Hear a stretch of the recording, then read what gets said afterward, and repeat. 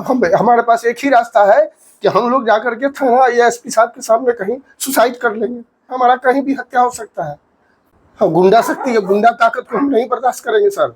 परवेज आलम की पूर्व से आपराधिक हिस्ट्री है। वो शुरू से गांव में सबको डरा के रखा है, धमका के रखा है, सब कुछ किसी को चौक पर ला करके बांध देता है, किसी को कुछ करता है, किसी को मार देता है। तो जब हमको मारिए देगा, दूरा पर आकर के हमको बोल दिया कि मार देंगे, हमारे बच्चे को मार देगा, तो बताइए हमारे परिवार का क्या होगा। हमारे पास फुटेज है, हम फुटेज आपको दिखाते हैं सर। कितनों कह रहे हैं तो करा नहीं, अभी मार देंगे। हमारी पत्नी है, देखा जाए इधर सर, पत्नी है, बेटी है बड़ी, इसका शादी हमको अभी 4 महीना में करना था। 4 महीना में शादी ब्याह करना था। लोग हमको ऐसा उलझा दिया है सर कि हम क्या करें।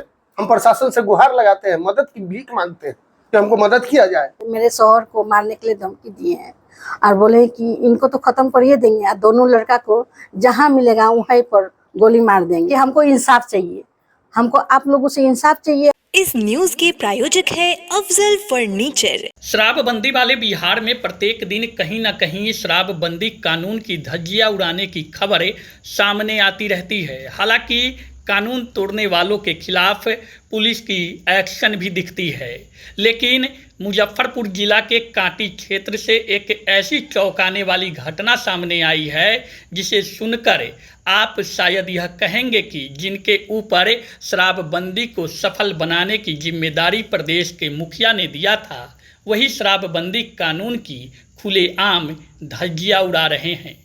दरअसल आपको बता दें कि कांटी क्षेत्र में एक मुखिया प्रतिनिधि पर आरोप है कि उसने शराब के नशे में धुत होकर अपने ही पड़ोसी पर पिस्तौल तान दी और उसे जान मारने की धमकी दी। आपको बता दें कि यह मामला 2 दिन पहले की है। इस मामले में पीड़ित परिवार के मुखिया असगर अली ने कांटी थाना में मामला दर्ज कराया है। इस घटना ने पीड़ित परिवार को गहरे सदमे और दहशत में डाल दिया है, जिन्होंने अब पुलिस से सुरक्षा की गुहार लगाई है। पीड़ित परिवार के अनुसार 2 दिन पहले यानी कि 15 जुलाई की रात करीब 9 से 10 के बीच दामोदरपुर के मुखिया प्रतिनिधि परवेज आलम, जो कथित तौर पर नशे की हालत में था, वे हाथ में पिस्टल लेकर उनके घर पहुंचे और गाली गलौज करते हुए हत्या करने की धमकी दिया।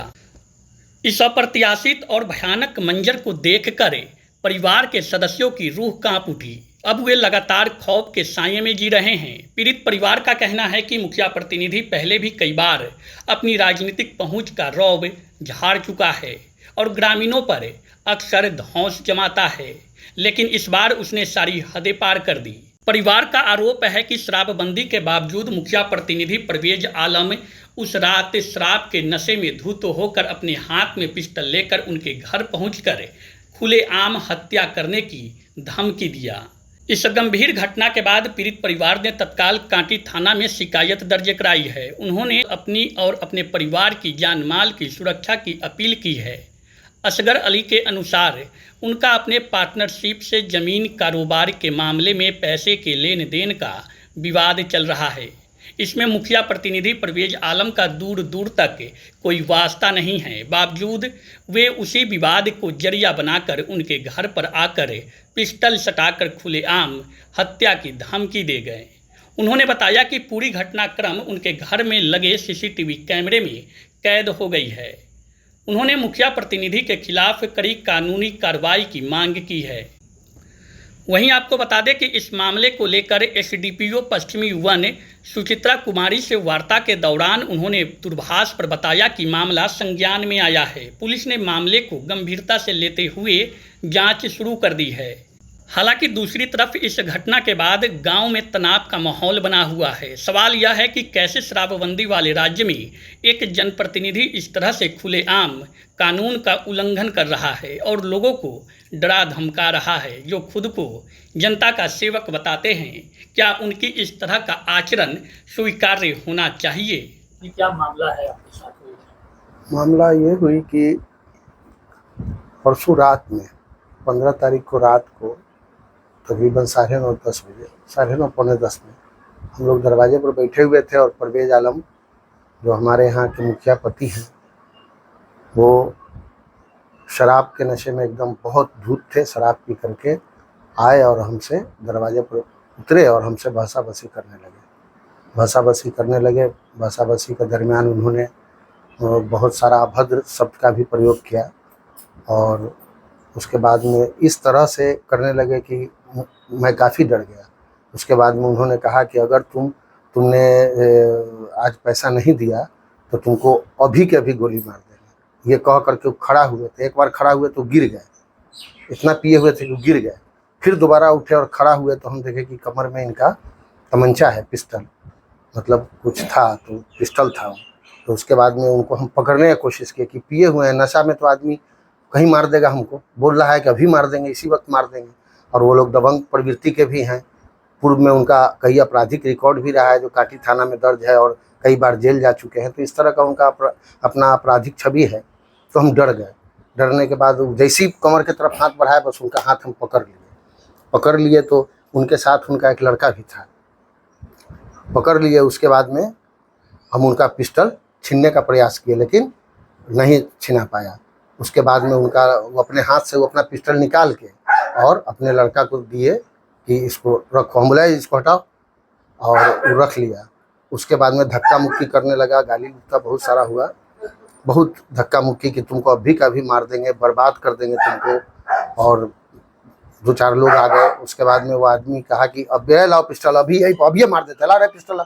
और तुम काफ़ी डर गए, हम धक्का मुक्की होने लगा। उसके बाद में उन्होंने कहा कि अभी मार देंगे और यहाँ पर कोई माधर चौधरी यहाँ का मतलब गंदा शब्द बोल करके कि यहाँ पर का कोई आदमी गवाही नहीं देगा मेरे खिलाफ और हम अभी का भी मार देंगे। यही घटना हुआ। उसके बाद में हमारी वाइफ रोने लगी, घर में वाइफ रोने लगी, बेटी काफ़ी रोने लगी। तान दिए थे वो? हाँ, पिस्टल वो निकाला और कहा कि अभी इसी जगह मार देंगे।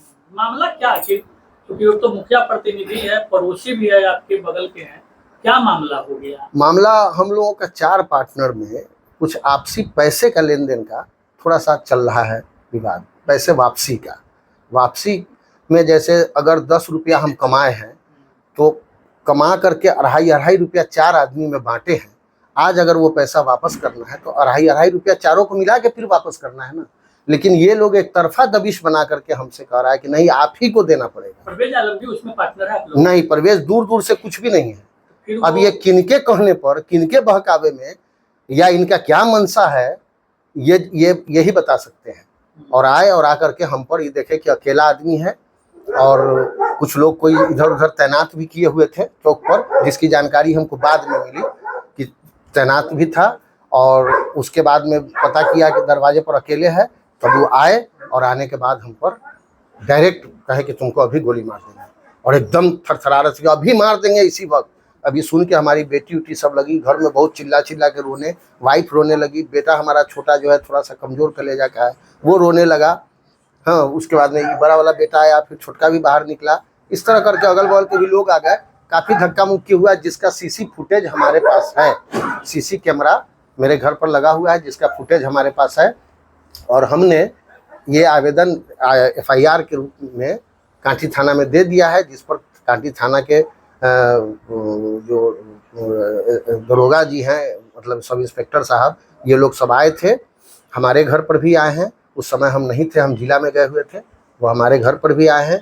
और परवेज आलम के भी घर पर गए हैं, उनका भी उनके शस्त्र की जब्ती के लिए कहा है उन्होंने। ये सब बात हमको पता चला है। तो कांटी थाना में मैंने FIR दे दिया है लिख करके। अब थाना अपना काम कर रही है अपने सिरे से। कब दिए हैं आवेदन?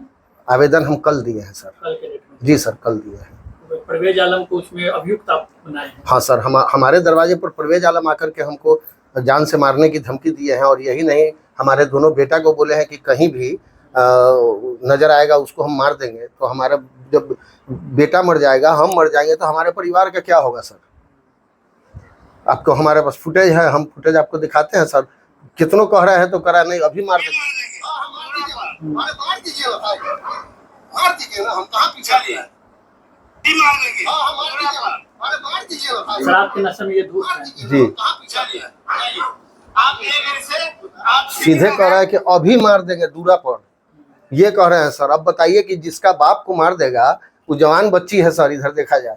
हम इसका शादी ब्याह के कौन करेगा? हम अकेला आदमी है, ये हमारी पत्नी है। परिवार में पूरा दहशत आप लोग? जी सर, ये हमारी पत्नी है, देखा जाए इधर सर, पत्नी है, बेटी है बड़ी। इसका शादी हमको अभी 4 महीना में करना था। 4 महीना में शादी ब्याह करना था, ये लोग हमको ऐसा उलझा दिया है सर कि हम क्या करें। अब हमारे पास एक ही रास्ता है कि हम लोग जाकर के थाना या एसपी साहब के सामने कहीं सुसाइड कर लेंगे। ये बच्चा का पढ़ाई छोड़वा दिए सर। देखिए 3 महीना में ऐसा डिस्टर्ब किया कि हम पढ़ाई छोड़ा करके काम में लगा दिए कि काम करो बेटा, हमारा कहीं भी हत्या हो सकता है। तो तुम अपने माँ का बहन का कम से कम पालन पोषण तो कर पाओगे। अगर ये मरवा देगा तो कौन देखेगा इस बीबी को, इस बच्चा को हमारा। तो इसको हम पढ़ाई छोड़वा दिए। पढ़ाई छोड़ दो बेटा, ये BA पार्ट 1 में था। पढ़ाई छोड़ करके ये काम करना शुरू कर दिया कि घर कैसे चलेगा। घर चलाने के लिए तो चाहिए कुछ। पुलिस से क्या सहयोग की उम्मीद रख रहे हैं? पुलिस पूरा सहयोग करेगी। हम लोग शुरू से कानून व्यवस्था पर भरोसा रखते हैं, लॉ एंड ऑर्डर को तरजीह देते हैं सर। कानून हमारा साथ देगा, प्रशासन हमारा साथ देगा। हम गुंडा शक्ति, गुंडा ताकत को हम नहीं बर्दाश्त करेंगे सर। ये तालिबान नहीं है कि फरमान चलेगा, ये भारत है। ये देश संविधान से और कानून से चलता है। हम लोग एक शिक्षित परिवार से आते हैं सर। पूर्व में भी इस तरह का गतिविधि रहा है? जी सर, परवेज आलम की पूर्व से आपराधिक हिस्ट्री है। वो शुरू से गांव में सबको डरा के रखा है, धमका के रखा है। सब कुछ किसी को चौक पर ला करके बांध देता है, किसी को कुछ करता है, किसी को मार देता है। शुरू से इसका आपराधिक छवि रहा है। कांटी थाना में कई मामला दर्ज है, कई बार जेल जा चुका है ये। जब हमारा ही बच्चा परिवार को हमने दूरा पड़ा के करा कि दूरा पर इसी जगह मार देंगे तो हम जी के क्या करेंगे। हम प्रशासन से गुहार लगाते हैं, मदद की भीख मांगते हैं कि हमको मदद किया जाए। क्या बताया जाए? मैं एक समाज सेवी हूँ, मेरा नाम मोहम्मद अली असगर है। गांव का जो मुखिया है आके रात को 10 बजे मेरे शौहर को मारने के लिए धमकी दिए हैं और बोले कि इनको तो खत्म करिए देंगे और दोनों लड़का को जहां मिलेगा वहीं पर गोली मार देंगे, मतलब खत्म कर देंगे। अब हम क्या करें? बोलिए हमारे शौहर को अगर मार देंगे, मेरे बच्चा को मार देंगे, हम जवान लड़की को लेके हम कहाँ रहेंगे? काम क्या, कौन हमको सहारा बनेगा? तो आप हम क्या कर सकते हैं? हमारे शौहर को दरवाजे पर अगर मुखिया आके धमकी देगा, पिस्टल तान देगा, तो उसका कोई ये होगा ना, जैसे कि हमको इंसाफ चाहिए। हमको आप लोगों से इंसाफ चाहिए। हमारा शौहर को, बच्चा सबको कुछ नहीं करे, हमारा बेटी है जवान बेटी, उसको लेके हम दरवाजे पर तो नहीं जा सकते हैं ना। इसीलिए हम आप लोगों से हम गुहार करते हैं कि हमको इंसाफ चाहिए। क्या नाम हो गया? मेरा नाम है यास्मीन बेगम। शादी का फर्नीचर सेट 34,500 से स्टार्ट। AFZ फर्नीचर के ऑफिशियल YouTube चैनल पर विजिट करिए विशेष जानकारी के लिए और परचेज करिए बिहार के सबसे बड़े शोरूम से।